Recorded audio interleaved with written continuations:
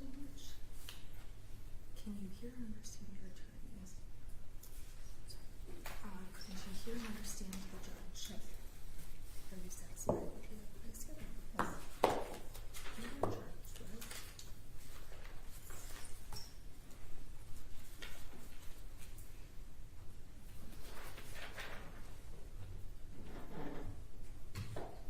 Do you understand you have the right to your own attorney and conflict free representation? Yes. Yes.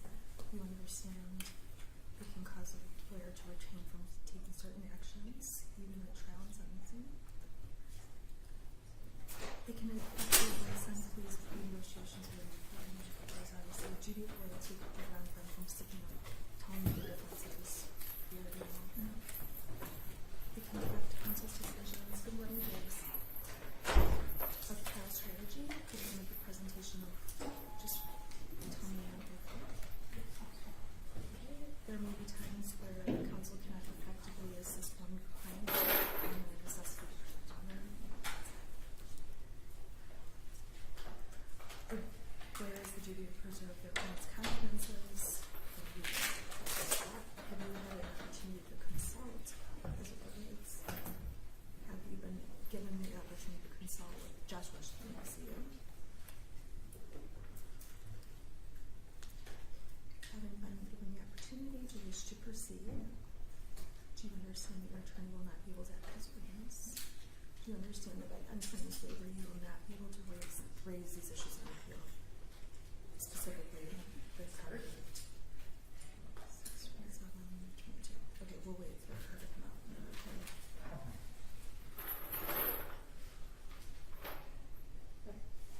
Yeah.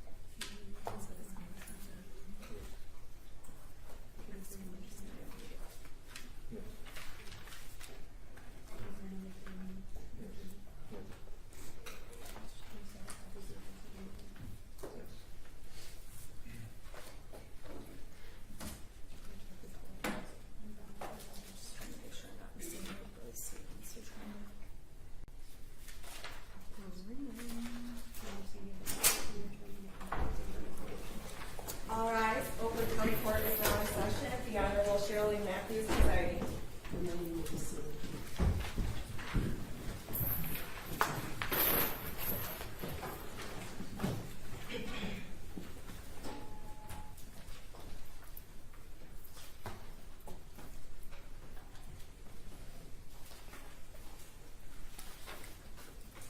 Your Honor, calling People v. James Crumbley, case number 22279-989FH.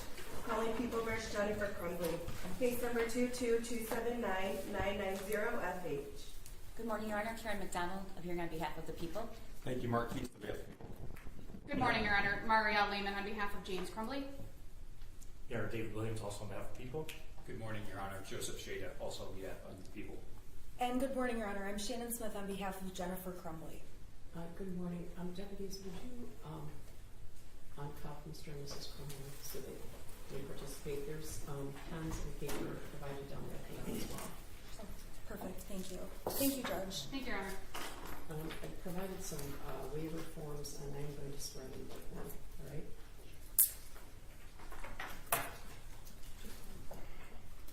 He has a hearing device. Is that working? He does, Your Honor. Okay. I did turn it up so he could hear you. Are you able to hear the judge? I can, but I didn't understand what she was saying. Oh, I was just asking if you had the hearing device and if it's working well. We have a number of those, so. Yes. Okay. All right. She's going to swear you And can you both raise your right hand? Do you swear or affirm the testimony you're about to give will be the truth, so help you God? Yes. Yes. All right. And you can both put your hand down. I'm going to ask you about the waiver of right form for joint representation. And it's the same questions I asked you last time. All right. Could you tell me your name? Jennifer Crumbley. James Crumbley. And how old are you? 44. 45. Can you read, write, and understand the English language? Yes. Yes. Could you hear and understand me? Yes. Yes. Could you hear and understand your attorneys? Yes. Yes. And are you satisfied with their advice? Yes. Yes. You're each charged with 4 counts of involuntary manslaughter. Do you understand that? Yes. Yes. And do you understand that you have a right to have your own attorney provide conflict-free representation? Yes. Yes. Do you understand that there are various risks related to joint representation, which can include any of the following? Joint representation can compel a lawyer to refrain from taking certain courses of action before trial, during trial, and even after trial at sentencing. Do you understand that? Yes. Yes. And do you understand that joint representation can affect advice regarding the decision to plea negotiations themselves, and decisions during jury selection? Because a lawyer will have the duty of loyalty to both clients, the lawyer may not be able to suggest or take courses of action that would benefit one client but hurt the other. This duty of loyalty could prevent counsel from pointing out the differences between the client's culpability in potential plea negotiations or at sentencing. In making comparisons between the 2 clients, it could put one client at a disadvantage. Do you understand that? Yes. In addition, the duty of loyalty to both clients can affect counsel's decisions regarding matters of trial strategy. For example, it could limit the presentation of evidence, the examination of witnesses, or even the decision to call certain witnesses in an effort to protect the other client. As such, in the examination of witnesses, counsel may not be able to ask a question that would help one client but hurt the other. The duty of loyalty to both clients could also prevent counsel from pointing out the differences between the evidence against them or from objecting to the admission of certain evidence as to one client. That is, arguing that certain evidence does not apply to one client can highlight its impact as to the other client. Being duty-bound to protect the interests of the other client can prevent counsel from being able to present a defense that implicates the other client. Do you understand that? Yes. Yes. Do you understand that there may be situations where counsel cannot effectively assist one client due to the necessity to protect the other? For example, if your co-defendant chooses to testify, your attorney may not be able to cross-examine them on any testimony that may implicate you or challenge your co-defendant's credibility. Do you understand that? Yes. Yes.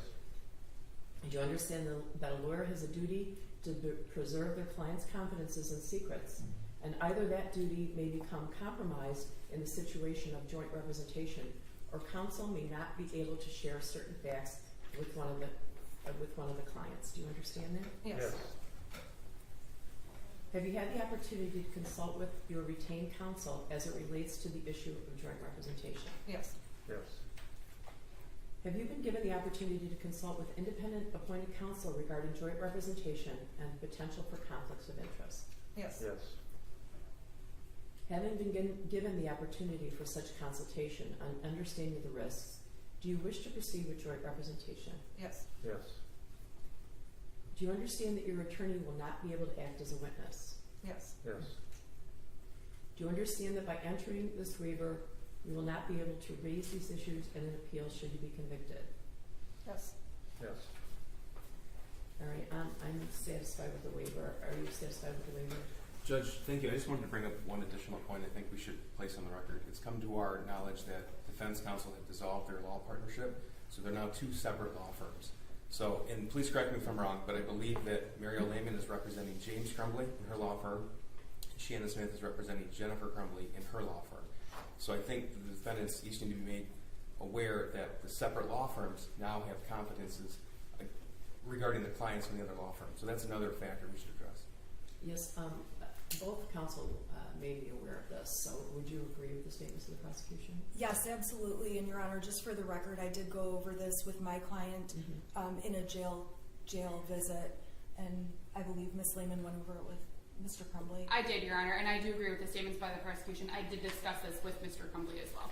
Okay. May I approach, Your Honor, to just give you the Sure. waivers? Sure. I'm sorry, did you say?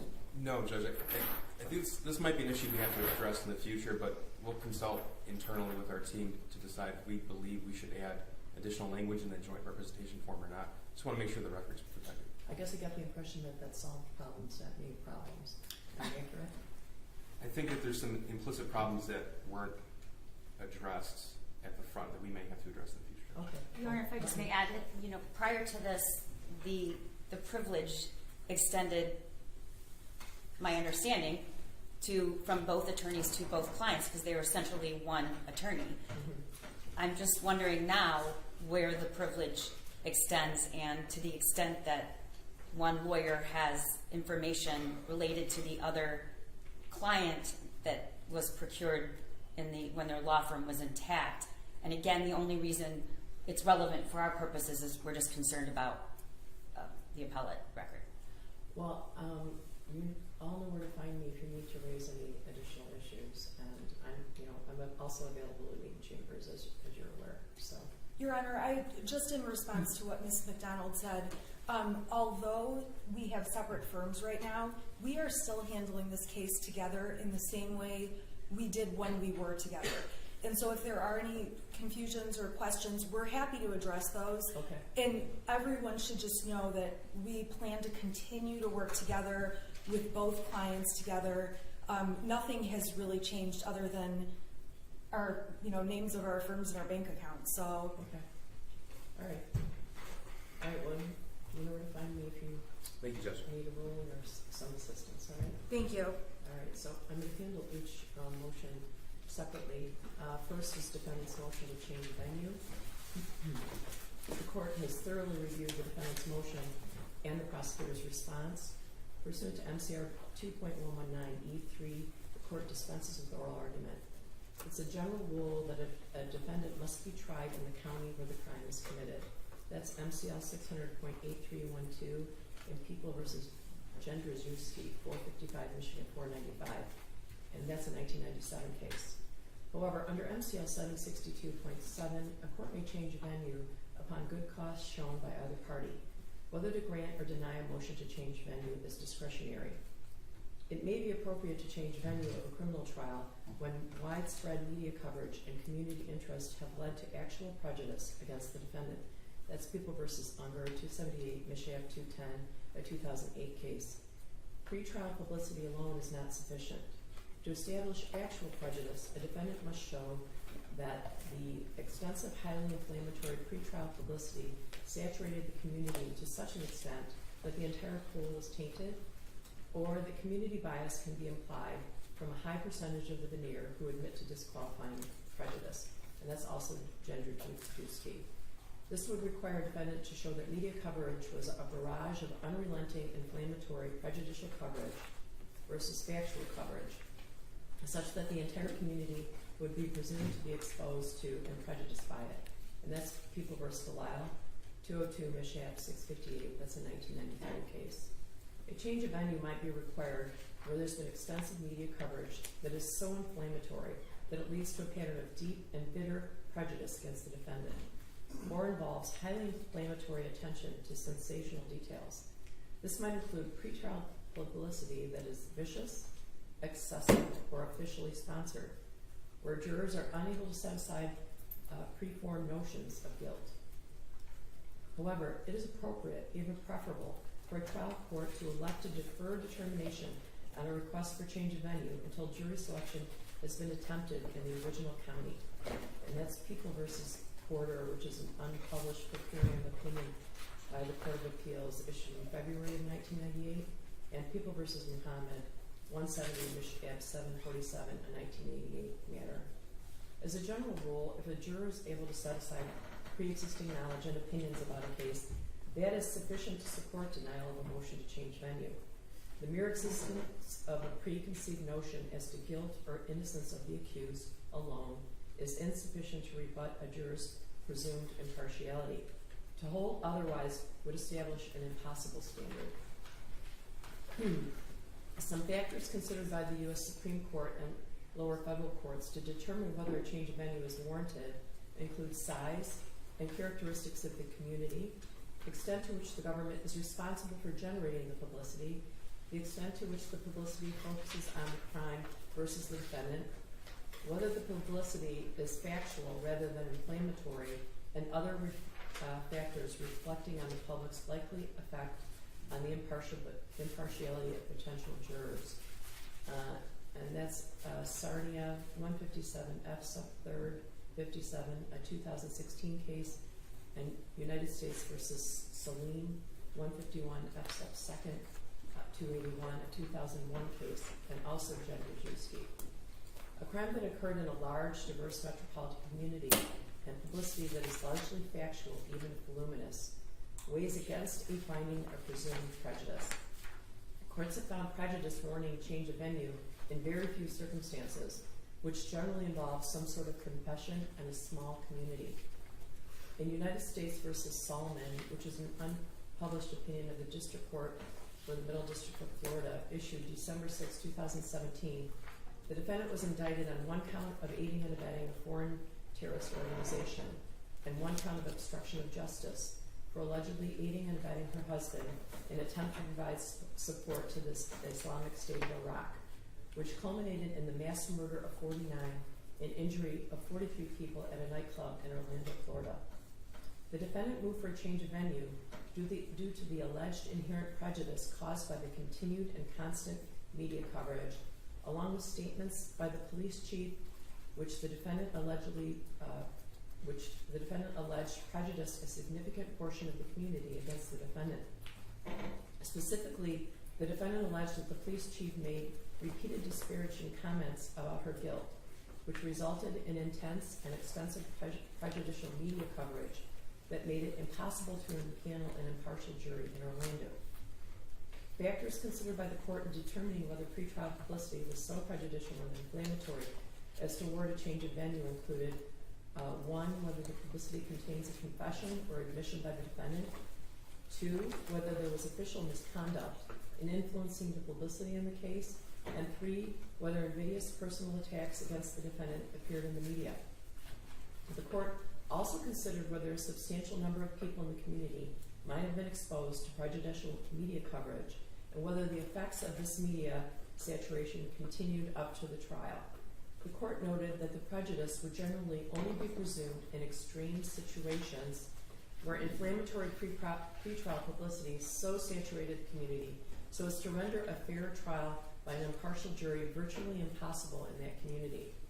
The court noted that voir dire was the key to determining whether a change of venue was necessary, and that a change of venue would only be justified where voir dire revealed that an impartial jury could not be impaneled.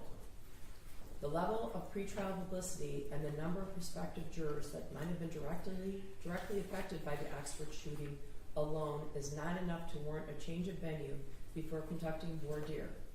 Oakland County is not a small community and is sufficiently diverse to weigh against a finding of presumed prejudice. It's well established that pretrial publicity alone does not warrant a change of venue, and that's again Jen Rajewski. Further, both Michigan and federal courts have articulated a preference for conducting voir dire before deciding a motion to change venue.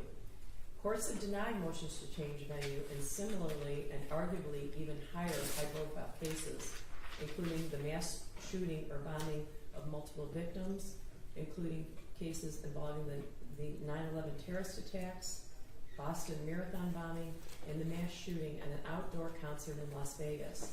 Heightened publicity associated with egregious crimes alone does not require a change of venue, which is an extraordinary remedy reserved for circumstances where adverse publicity is so pervasive and inflammatory that jurors cannot be believed when they assert they cannot be impartial.